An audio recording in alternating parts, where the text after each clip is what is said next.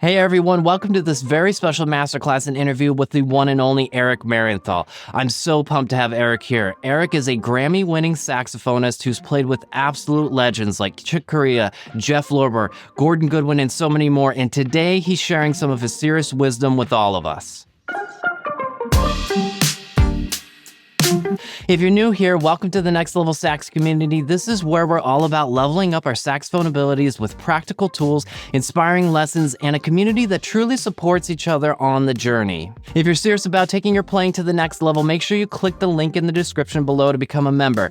As part of the community, you'll get access to weekly vocabulary PDFs with videos, in-depth digital lessons, live masterclasses like this one, monthly hangs, all of my books, and so much more, all in a place where you'll feel motivated and supported every step of the way. In today's session, Eric talks about everything from his early influences to how he developed control over his airstream, how to use the throat to access the high notes, why it's crucial to let the reed do the work for a more full sound, and how to get more value and clarity out of your practice sessions.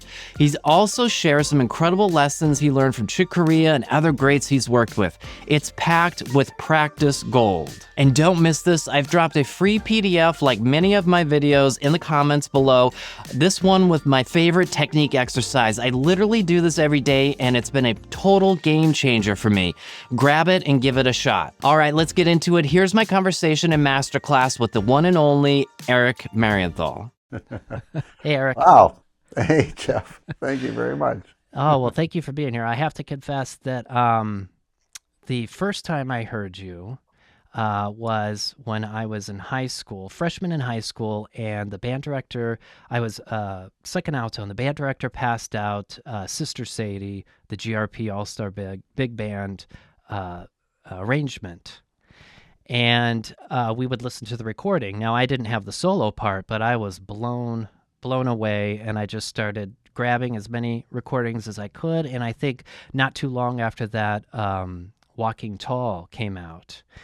And that was my first kind of example where I could say, here's somebody with the most incredible sound and sort of this more modern artistry playing also in the bebop tradition. And I was like, that's what I want. And I just listened to that recording over and over and over and over. And it was such a huge influence on me. So again, this is super exciting for me. Let's just start. I guess what I'd like to ask first is, was there a moment or a person, a solo that you heard that really inspired you to get started? Well, first of all, thanks for having me on here, Jeff. I really appreciate it. It's really very flattering. Thank you. Thank you. And well, yeah, I guess so. I mean, I think that what really was an initial turn on for me, just musically and as far as jazz was concerned, being a saxophone player when you're in grade school, you go into junior high school and then high school, and suddenly the jazz band is in your scope, and just getting a chance. I was very lucky because I played in a high school band that was very, very good, and two of the older students in particular were really amazing players and super cool people, and they really embraced me, and from them I really learned about jazz as it related to big bands like we were doing, Buddy's band in particular, but Maynard's band and Woody's band, and back in those days, you could go and hear those bands, especially in the summertime. I live in Newport Beach, California, so Disneyland's not terribly far away. And those days, during the summer, they would have like 6 nights a week, if not 7. They'd have big band shows all summer long. And so we would live at Disneyland. And back then, if you weren't riding on a ride, you could pay your, I hate to date myself, but you pay your $10 just admission. You didn't have to buy ride tickets or anything. And, so for that 10, 15 bucks, whatever, you could go hear all these bands each night. And so that was inspiring. And then I remember I actually got to hear Cannonball live. it was at uh, the Lighthouse in Hermosa Beach, right? And he was playing with this band, and it was 1975, the year he passed. But he was playing amazingly, and I was right there, 15 feet away, right? And it was just so infectious, to be able to hear what he was doing on the horn, and it was just so vocal, it was so direct. How he was able to just pour himself, into the horn and have it come out. So it didn't sound like a saxophone to me. It just sounded like he was singing through it, and it was just. That experience alone was probably the most influential experience I've ever had in my entire life, even since then. So, not many people, well, I guess not many people are old enough to say that they got to hear Cannonball live, but, one of the advantages of being an old fart. Well, yeah, I think you're right that there's usually a moment or two early on that definitely inspires people. My parents used to sneak me into clubs when I was like 9 years old, and I'd be hanging out, and it was actually Nelson Rangel was who we were going to see, because he was local to Colorado Springs where I grew up. Oh yeah, He's from Denver, so every time he'd come to the Dublin house, or the Dublin Downs they used to call it, because it was in the basement, my parents would somehow get me in. And looking back, I don't understand how I even got into those clubs, right. but Yeah. it definitely stuck with me. Yeah, for sure. Let's get into the practice routine. I know that for quite some time you had a pretty strict practice routine, and I always find it fascinating, because I love to practice, of course, but fascinating to find out and hear what other people do. Yeah. It is important to have a practice routine. I always talk about the fact that what we practice is not nearly as important as how we practice. Creating a routine, creating a method of how to go about practicing is where you really get the most benefit. It's one, we have to practice our scales. We have to practice all the long tones. I mean, there are certain things we can't escape. But as we play, well, what, yeah, I'm gonna get into something more important. But it is a matter of making sure you're practicing with the metronome, making sure that you're taking breaks when you need to. We always have to practice performing. So practicing should be the same as performing. We're always practicing music. So a lot of times if you're playing and you're practicing and you're getting fatigued, but you're going on, it's not like, it is sort of like being at the gym and working out, right? And lifting those weights and getting your muscles in shape. But the difference is that, you don't want to sound like you're fatigued. You want to sound, you want to practice as if you're performing, right? And so you need to take those breaks when you need to, and also making sure that you're practicing how to prepare your air.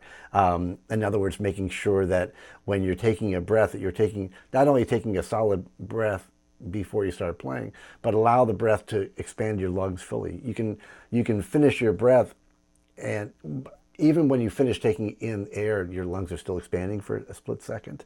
But it makes a difference. I've tried experimenting, where you play, you go bam and play, or as opposed to bam, play. And so in the heat of battle, when you're actually playing, do you have the opportunity to do that? Not always, but you train yourself to, unless you're like taking a big breath of air right in the middle of a phrase where you haven't got much time, training yourself to do that. The more important thing, quite frankly, though, is to always make sure that you're listening to what you sound like. James Morrison, the great musician, great trumpet player, everything player from Australia, is a buddy, and we've played together many times, and I've had literally hours and hours long conversations about that very concept, where when you're playing, you just want to make sure that you're not going through the motions. when I talk to younger students, I say, you're doing all the things you need to do. We're thinking about, where the fingers go and where the embouchure goes and how the throat is and the air, and looking at the notes and reading the rests and the note qualities and the time signature and the key signature and the accidentals and the dynamics and all these different things. And then if you start improvising, wow, that takes up a whole other bit of, concentration, right?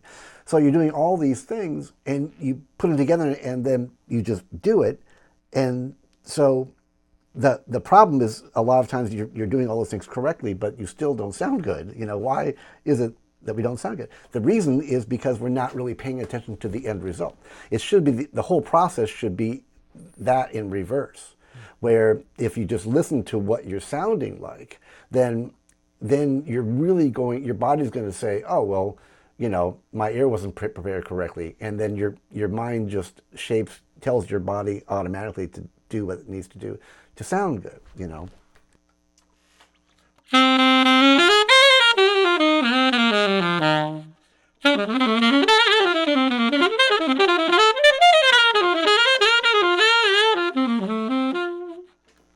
Good. Is that balanced okay? Yeah, sounds Yeah. amazing.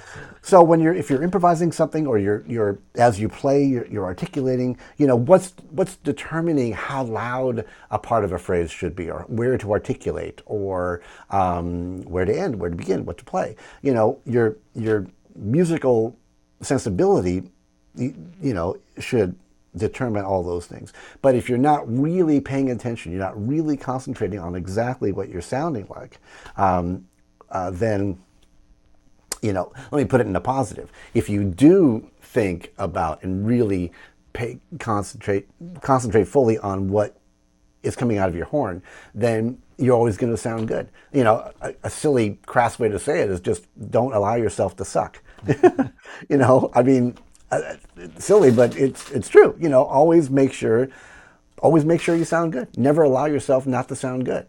Is that always going to work? No. If you're a golfer, you're always trying to get a hole in one, right? You're not trying to, get to the hole in more hits I don't play golf, so obviously more strokes than you need to. But are you going to hit a hole in one every time? No, rarely. So are you going to play exactly how you have it in your head every time? No, I wouldn't say rarely, but that's not only the goal, but that's our motivation.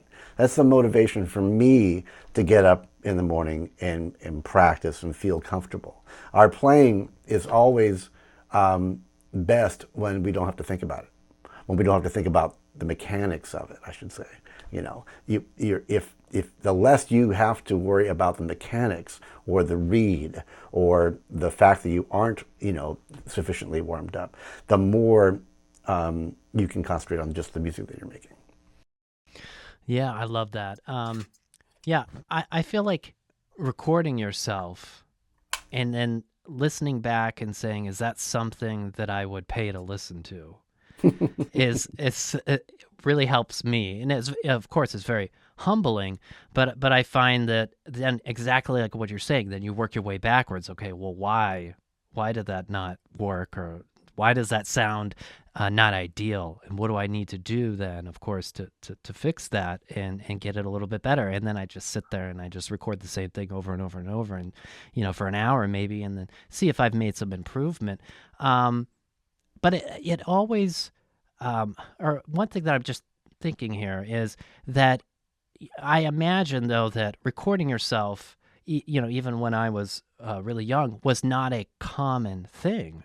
That was not something that you typically would sit there and record yourself practicing all the time, just because it wasn't very logistically feasible for a lot of people. But yet, people found a way to really come through with their own sound. Let's talk about the setup that you've got. As I understand it, you've got the same horn that you've had throughout your career.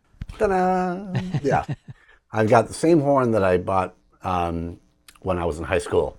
I've got other altos for sure, but this is my baby, my Mark 6, and Yeah, it's just a really great horn that I have people I know who have great horns and they leave them in their closet and they go on the road and say, "Oh, I don't want to take my best horn out on the road," and I don't want to take a chance. And I did that for a minute and I realized, well, I'm on the road a lot. I mean, why let my best sound stay at home when I'm not as comfortable on something that I'm worried about losing on the road? I've been traveling for a long time, and one time I did come a little bit close, but other than that, out of a lot of opportunities to screw up, I've managed not to lose or have my horn get stolen. Knock on wood. Um, and Yeah, so it's a Mark 6, and my tenor is also a Selmer Mark 6. My soprano is a Yamaha YSS 62. Really just a magic horn. I just love it. Yeah, and my mouthpiece. Oh, you were asking, I'm sorry, you asked about the, oh, you were asking about the mouthpiece. Oh, yeah. Oh, gosh, that's the Eric Marienthal special mouthpiece. Oh, I'm so glad you brought that up. Yeah, that's I played another mouthpiece for a long, long time, and about 7 years ago or so, Joel Peskin and Bob Shepard from Retro Revival asked me if I would consider, trying to put a mouthpiece together of my own. And we spent about 2 years and actually got it. So really stoked with it. It's really feels very, very comfortable. The thing I love about it is it's easy. I like, it's easy to play, it's easy to find reeds for. It has a little bit, to me, it has a lot more depth of sound. There's more overtones down low and up top, and it's just, and it's easier to articulate.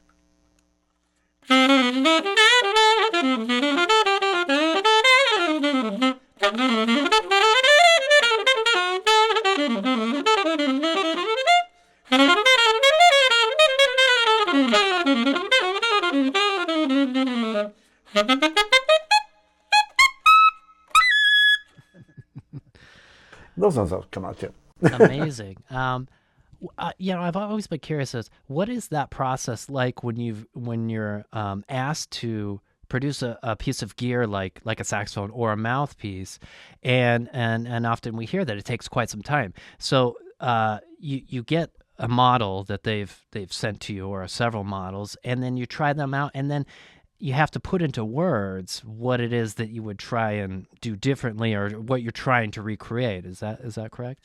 Yeah, and for about a year and a half, I was going through the motions, to be perfectly honest, because number one, I didn't think we were going to beat the mouthpiece that I had already, and we weren't. And iteration number 37, 38, 39, 40, and finally, they were being the factory is down in Austin, Texas, and I called Bob Shepard and I said, this is ridiculous. We're sending back and forth, and every process, every cycle takes about 2 to 3 weeks. Let's just go down there and just do it in the factory and get, if we get it, get it. If we don't, let's just leave it. So we went down, and for about 3 days we went back and forth, and trying to reshape the chamber, reshape the table, reshape the this and that, and we hit on one little area in the baffle that it was just a little bit too low, and brought it down. I guess brought it up a little bit, and bam, it just made it everything. And we made one more change, and it got even better. And then every change beyond that, it got worse. So you don't know when you're hitting the magic spot until you've gone past it, I guess. Not that I'm an expert shaper like Bob is. Actually, Bob Shepard is amazing with necks and mouthpieces and everything. But I was just there to play it and make suggestions, just because trying to change different aspects of the interior of the mouthpiece, and we tried different materials too. Turned out that gold-plated brass, was kind of the best combination. Although we have a rhodium-plated one too that's actually really, really good.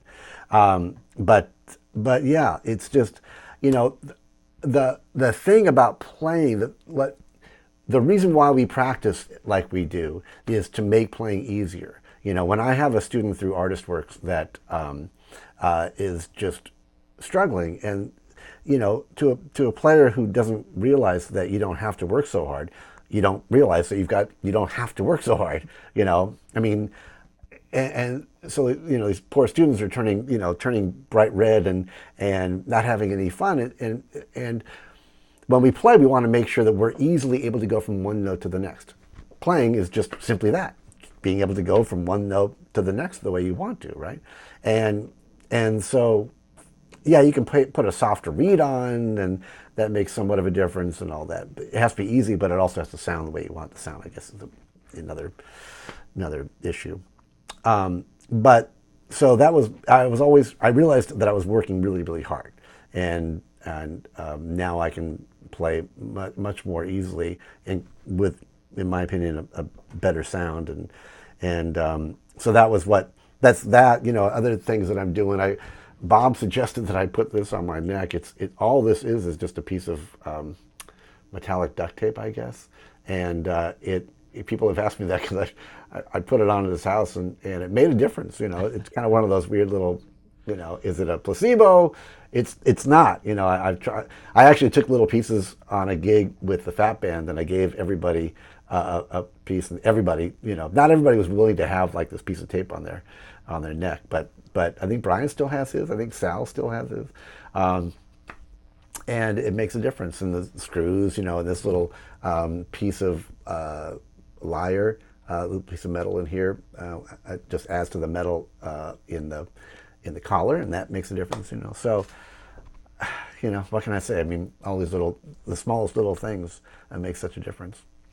Yeah, we had Bob on a couple weeks ago, and yeah, he's wonderful and amazing, and yeah, such a wealth of knowledge. I remember seeing him at the Jazz Educators Conference, and it was him and Tim Armacost, and they were going back and forth, and they had Bob was having everybody the ring that connects the bell to the body has that ring there, that kind of stabilizer on the back of the horn has some screws, and he had everybody loosening those screws and swearing by the difference that it was making.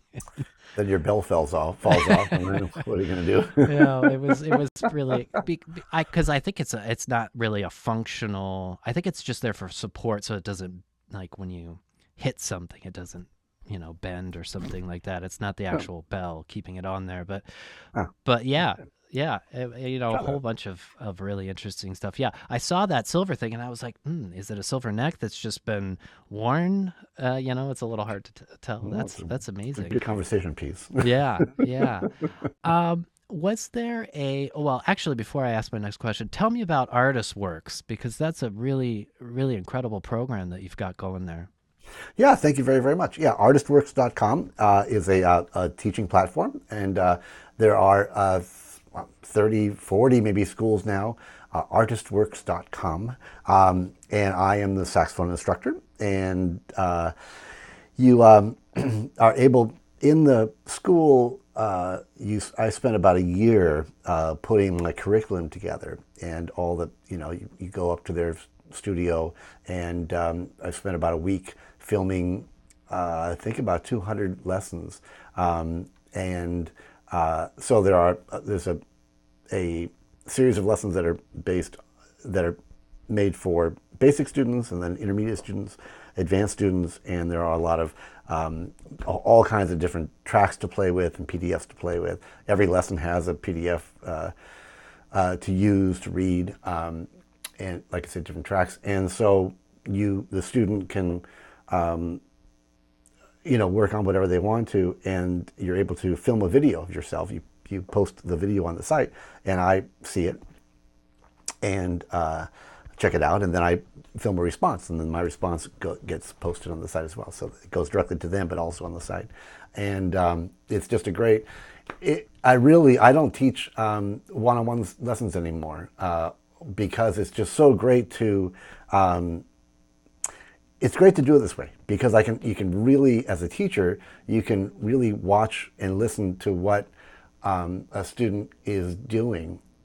It's good to be in the same room, of course, but on the other hand, it's also good to be able to spend some time and listen and really think about what your response should be, and really think about what to steer the student towards, as far as their embouchure, as far as their playing, as far as their material, and it's great. It really is, and the same thing too when a person records themselves and films themselves, it's like a performance. So they're like we were saying, practicing. We want to practice playing. We want to practice performing when we're practicing, right? And so I kind of encourage people not to get too crazy with production at all. Just keep it really super basic and dry and all that. But typically people want to, I'm not the only one who's seeing it. Everybody on the site is seeing it, and so you're recording and performing, knowing that other people are going to be seeing it, and so you work towards that goal, and it's great. It's really worked out wonderfully. Yeah, and I think also that sense of community and accountability, checking in with other people and, pursuing excellence, like you're saying, every time you pick up the horn, knowing that this is, you want to convey yourself in the best light possible. And I think that really makes such a huge difference when you practice that way and when you approach it that way, rather than kind of not being active in your practice, and that's great. I've heard a lot of good things about Artistworks, and congratulations. I know you've got a ginormous amount of people that are super happy with the services, so that's amazing. Thank you. The next question I wanted to ask was, do you remember your first paid gig, or maybe an early gig that was really pivotal in kind of shaping your professional approach for the future? Oh gosh. Well, I mean, early on, like in high school and college, there were always, gigs and little, whatevers that you'd make made some money. The first gig that I really did that was significant was, before Chick Corea. I did one gig in Hollywood that it was a little club called One for LA, about on the same block as the Baked Potato, long since gone. But I played with a band there, and it was every Monday night, and it was funky and a little super small, and I was living down not far from where I live now, down in Orange County, and I just wanted to get out there and play, and lo and behold, one night Chick Corea walked in, and John Petitucci had recommended me to Chick when Chick said that he wanted to add a horn to the band. But half the reason I was a little reticent about doing the gig in the first place was because I was also working at Disneyland. I was working in the Disneyland band. Now back then, the Disneyland band was a full-time, well-paid, full benefits and everything. It was like a concert band. It was a show band whenever a show would come into the park. We were the pit orchestra. We would do small groups. We would march in the parades. We would do the whole bit. But I played mostly, the last 2 years I played mostly piccolo, actually. Because I started on the low woodwind chair, and the lead alto player retired, so I took that chair. And I was playing alto and flute and clarinet and piccolo. And there were about 3.5 hours worth of break time during the day, and I spent about 3 hours and 29 minutes of that 3.5 hours practicing. There was a particular corner I'd go into and hide out and practice. So by the end of the day, I would have gotten in over 3 hours worth of practicing, and so that really did prep me in a lot of ways. And it, I always joke when I say I played at Disneyland, but it was a great gig with a lot of great musicians. Wayne Bergeron was in the band, Gordon Goodwin was in the band, Sal Lozano was in the band, Andy Martin, a lot of the guys from the Big Fat Band, actually. And because it was a solid gig, with benefits, 5 days a week, and you could sub out whenever you wanted to, and it was, it was really, it was kind of like the coveted gig back then. So that was important. But then that gig leading into the first, when I first joined Chick's band, that would be definitely considered quite pivotal. Oh, I love that. I know that, the Disney crew is it's stacked lineage for sure. And it's still a pretty coveted gig to get those spots. You know, the musicianship is very high, and that's great. What about was there ever a point in your career where you felt like, this maybe you weren't going to be able to make this work? And if so, what kind of got you through that period of time? Was there anything that you did to help push through that? No, I mean, to be perfectly honest, to me, I've been lucky. You know, I've never. People always ask, you know, how did you decide to become a professional musician? In my case, I just never decided not to. You know, I always just did it, and I did early on. When I was at Berkeley, I studied with Joe Viola, and he just turned me on to the art of practicing. And it wasn't just, I said earlier, you know, it's more important how you practice than what you practice. However, on the what you practice side, he was so great about showing me material that was engaging, that was beneficial, and that was engaging, that I love to play. And so, you know, you're never going to sit and practice forever if you're not having fun. You know, it's just, unless nothing, you just wouldn't. And so, so he turned me on to all the, the Marcel Mule exercises,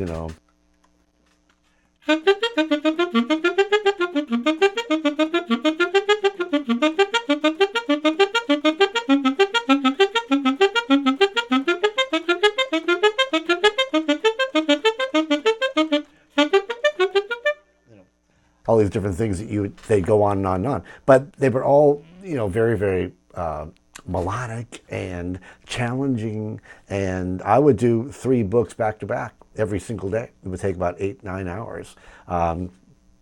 And I loved it because it was a challenge, and I loved it because I liked the material, and I really loved it because I could feel what the benefit of practice was. I mean, if I practiced 2 of the 3 books, I felt like I really, cover to cover, I feel like, oh man, I was a slouch today, but I didn't do my work, I got so ADD about it, if I didn't have time to finish the last page of the 3rd book, I feel like, oh man, I didn't get it done today, and then it was a matter of, getting to play other things too, learning tunes and all that, learning the Great American Songbook, learning standards is just such an important part of being a musician, being a horn player. I can't tell you how many times I've either been on recordings where, for whatever reason, I could cite, a million different things where, oh, do you know this tune? Yeah, or, sure, let's do it. And then, on a record. Or you don't know the tune, then they pass out a concert sheet. If you don't know, how to transpose, that's one of the things, learning how to transpose is unfortunately becoming a bit of a lost art because it's so much easier. You can just find transpositions of things. David Sanborn used to say that that he actually could read better when he was transposing than he did with reading his own key. And I get to the point sometimes, like in Chick's band, for instance, he didn't transpose for any of the music for us. For me, I was the only one who was reading something that wasn't in C, or playing an instrument that wasn't in C. That's actually true with pretty much every band I've ever been in. Any actual, not like a big band or where you're reading actual parts, but I'm actually that way with chord changes. I kind of prefer concert chord changes. I'm just so used to reading out of, books and lead sheets and things. Yeah, I'm the same way with the chord changes. I'm much better if they're in C. I will automatically transpose if they're written out for me in my key, and I'll get like 3 bars in and be like, something doesn't sound quite right here. Or if you're on a gig where some are transposed and some are not. Oh, yeah. That's a tricky one, definitely. But I'm usually playing tenor, which is I would say an easier transposition than alto. I've not quite mastered the alto transposition. That's a little bit trickier, I think. Yeah, yeah. In Lee Ritenour's band, I remember I played more tenor actually but tenor, alto, soprano, and flute. So, you know, so yeah, it took a second but nothing was ever transposed. And I mean, with those bands, you learn the music before you get out there and play. So you're not really having to read too much, but yeah, there's plenty of those situations where you gotta switch gears quickly.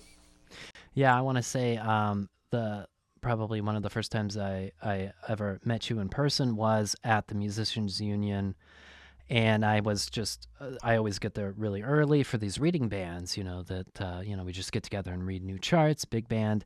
And I heard this incredible alto warming up or going through stuff, and I was like, who is that? And I walked by and I was like, wait a minute, no way. And so I went into where I was rehearsing, and Gary Herbig was in there. And I said, I think Eric Marienthal is in one of the rooms down the hall. And he's like, oh, really? He's like, let's go. So we went, and he introduced me to you, and that was such a surreal moment for me, because that was my first I kind of remember that actually. yeah, that blew me away. And so I'll always remember that. Speaking on the side of the playing and learning tunes and such, any strategies that you do when it comes to learning complex chord changes beyond learning the scales? Is there anything as far as the creative approach? And I guess that could be applied to any kind of improvisational element. Anything that you do that you find really kind of helps break you out of that cycle of just playing the scales and arpeggios?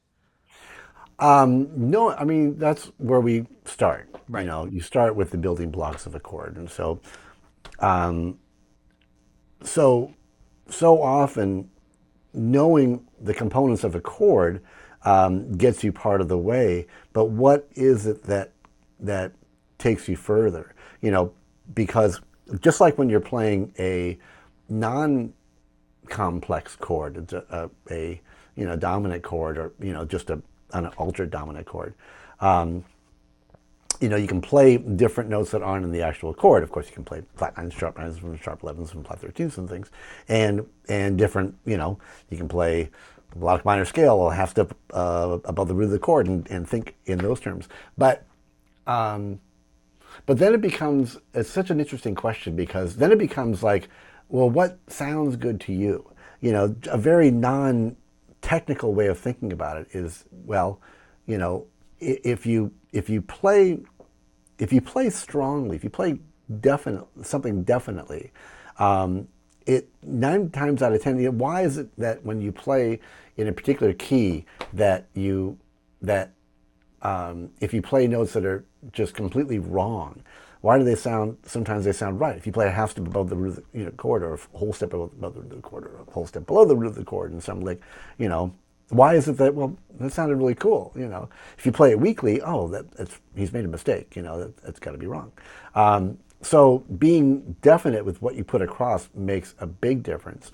And then there's also the issue of tension and release, where, how people say, how do you consider playing out? One thing is to simply, exploit the tensions of a chord, play, getting into, over a dominant chord, play, explore the notes of a diminished scale, which incorporate all the altered notes, but not except for the flat 13. A melodic minor scale over for instance, a melodic minor scale a half step above the root of the chord. If you play a C dominant chord and you play a C sharp melodic minor, that's going to incorporate, starting on C, it's going to incorporate all the notes that are altered, including the flat 13. So you can practice those kinds of things too. But what's funny is that I would ask Chick questions like that all the time. There were the first record we did was Light that I'm on was Light Years, the band's second record, And that was like a studio produced record, and that was the only one of those that we ever did that way. Every other record subsequently was all recorded live in the studio. In fact, we recorded, a lot of times we were seeing the music for the first time in the studio. We'd run it once or twice and then record. And so, not a lot of time to get into the blowing things, right?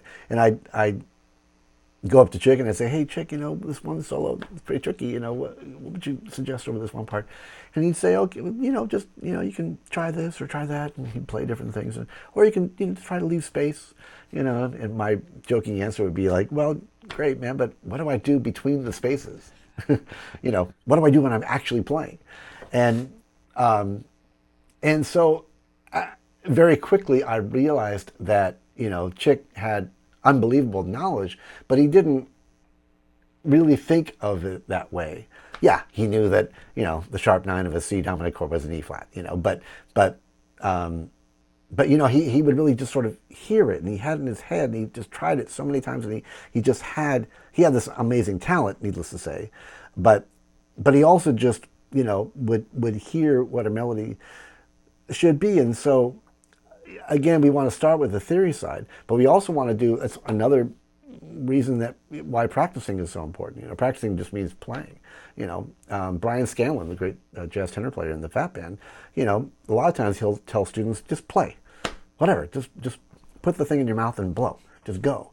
And if you're stuck, if you're stuck with a song, if you're stuck with just playing, and just by getting the sound in your head, you get, it doesn't develop perfect pitch necessarily, but you do get, you and I have both played B so many gazillions of times in our lives that we kind of have a pretty good relative pitch, unless you have perfect pitch, I don't know. But, of what that note what that note sounds like, you can pretty much pick it out.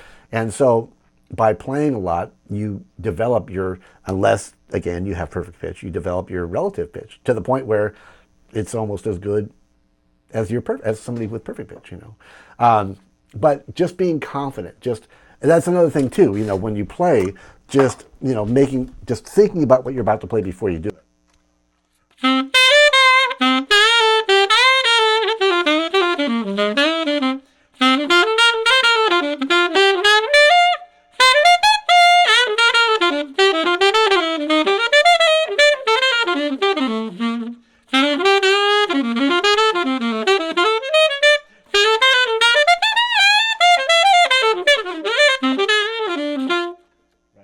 Just if your concentration is a little bit ahead of what you're doing, we talked about that in terms of just playing in general, but it has a lot to do with how you're going to weave through a chord. And now you're not just thinking about what you sound like, but how are you sounding relative to, along with what you're playing with, the song that you're playing, the set of chords that you're playing over. And that, that also takes you a long way. I have so many friends who don't know the first thing about, what do you call this chord with that chord. They just do it, you just play. And, so a lot of that has to do with developing your ear.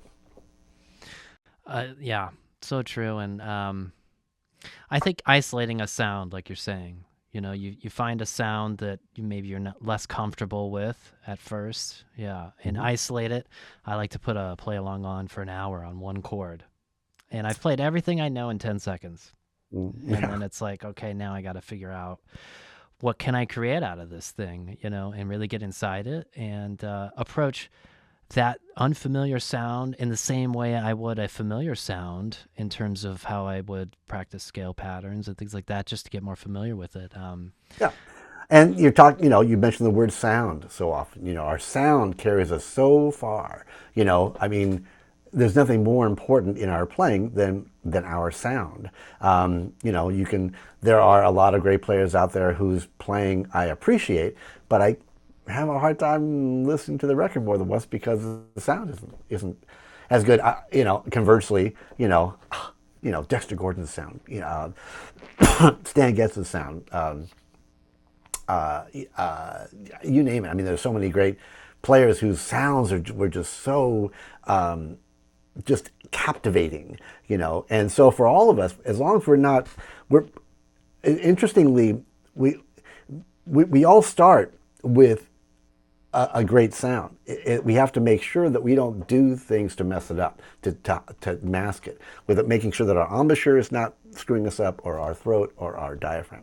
With the embouchure, making sure that we're not biting too hard.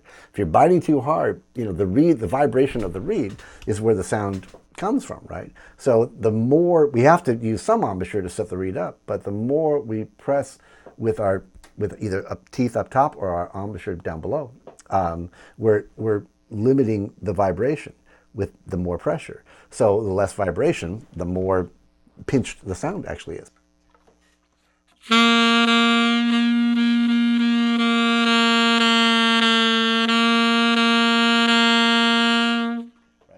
So you have to determine what the correct amount of pressure is. And that, you determine that by using your ear. Listen to how, if you're hearing the overtones. And then you make up, we've talked about the embouchure being the bad guy and the air diaphragm being the good guy. The air is what's creating the sound from the air standpoint. That's what's getting the reed to vibrate. But it's air. There's nothing tangible that is limiting. It's the opposite. It's getting the reed to vibrate in the first place. It's not limiting the vibration. So thinking about the sound, the way we generate it, as far as the air, moving the air forward. So making sure that you're projecting through the horn. But, we always talk about projecting through the horn, but you do want to visualize, how the air is hitting the reed. And that, so to a point, we really kind of think about just to hear, and then another thought, pushes it forward.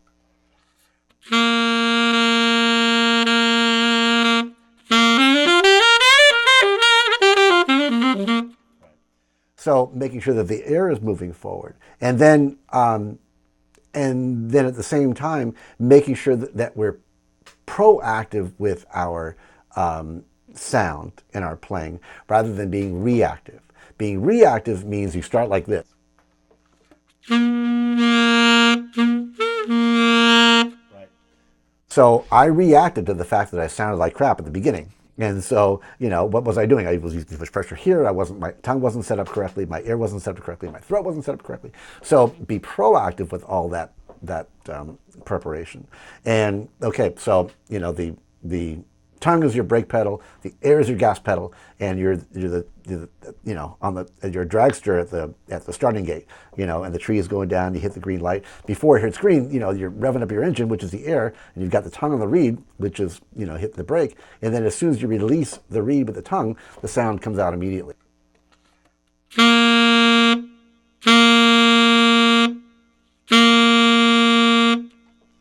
So that's a very, very good thing to practice, making sure that you've got all that prepared so that the sound is 100% there quickly. And then lastly, the throat, making sure your throat is open, which is to say that you're like, when you yawn, when you're warming up your hands, when you speak in a low voice, that opens it up. People talk about playing high notes all the time. How do you get high notes? In my opinion, it's all right here. If your throat isn't open and you go for a G, it doesn't come out. But if you open your throat, right? So I can go back and forth, just closed, open, and this happens.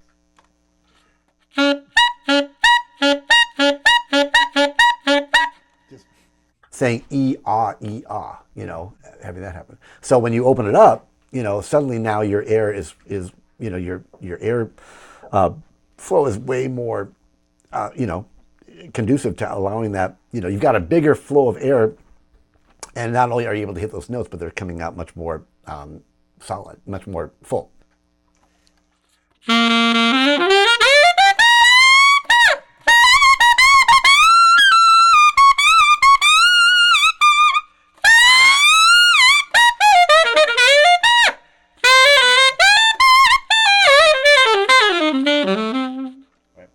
Same thing down low notes too.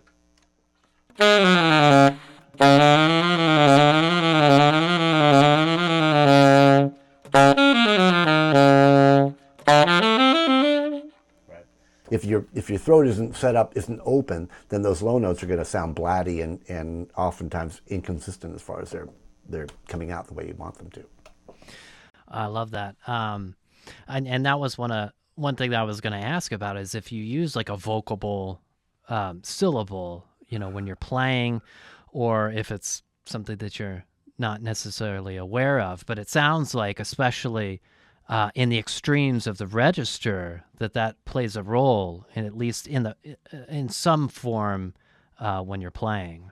Yeah, the position of your throat plays a role. In my opinion, rather in my case, I don't actually utter a sound. You know, some people are singing something, and it creates a very, very cool. I just can't do it. You know, a cool like growl up top, or a different kind of a sound. When you're like, if you try to do the split.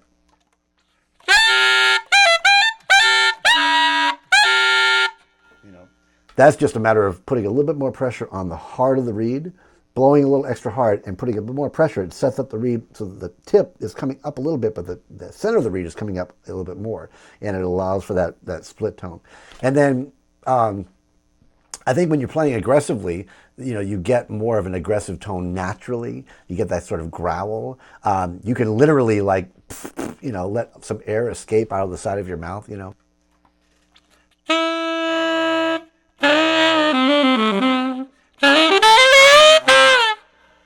So you don't hear it in the heat of battle when you're playing in a band. You don't hear, you can hear if you're sitting right here, but you don't. All you hear is the cool growling effect.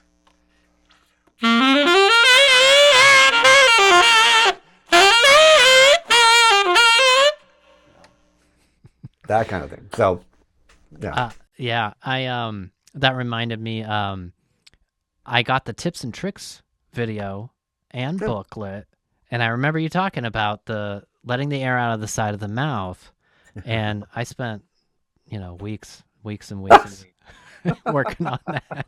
Sorry. I mean, I loved and it was the fact that there was somebody of your caliber, a contemporary musician with all of these different tools at your disposal that had an educational material out, and I just ate that up. I got, I think you had the 2 videos at the time, and the book, and I've got the book and the exercises book. And yeah, it's definitely been a huge influence, and I know that a lot of people have really enjoyed that. I know you've got a track pulled up there. Maybe we can hear it all kind of put together. Oh, sure. Let me see. I kind of had something there. I don't know. What do you want to hear? Well, anything that you feel like playing, we would love to hear it. Thank you. Let's see. I have this little sunny track from my school here. I don't know if you can hear this or not. Can you hear that okay? Yep.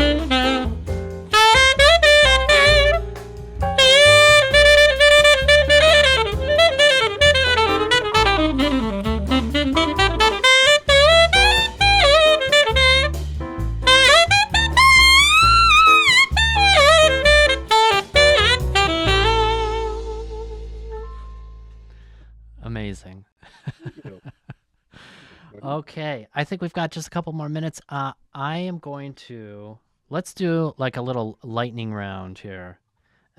These could be, one word answers, and let's see. We're gonna do a couple that are saxophone music related, and maybe a couple that aren't. Okay, here we go. What's the weirdest place you've ever practiced? In the stairwell in the Disneyland band room. Okay. Saxophone superpower you wish you had. That I could play like Michael Brecker. Okay. Yeah, me too. If you weren't a saxophonist, what would you do? I'd be a professional grandfather because I'm a grandpa, and that's what I do when I'm not playing. Strangest fan encounter.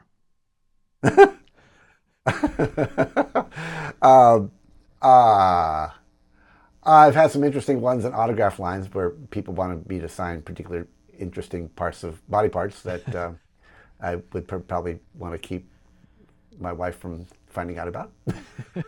Okay. One piece of gear you secretly hoard.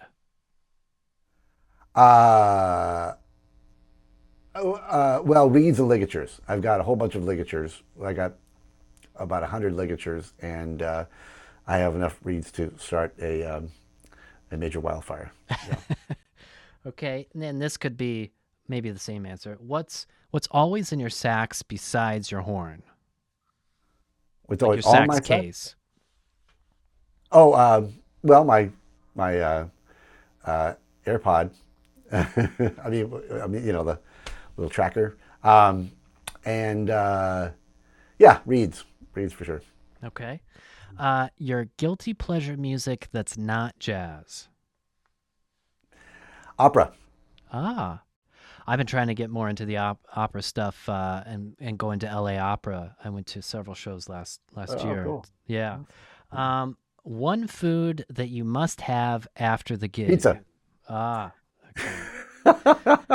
After the gig. Well, I'm trying to cut down the pizza because for obvious reasons. But ask anybody that I travel with that back in the old days it was patty melts, but that ended quickly. But pizza was a biggie. Yeah, I'm a pizza fiend as well. If you could have dinner with any musician, living or dead, who would it be? Miles. Okay. Go-to karaoke song. 0, because I can't sing worth a you know what. Same here. Dog or cat person? Cat. Favorite city you ever traveled to? Rome. All right. One hobby you have that fans might not know about?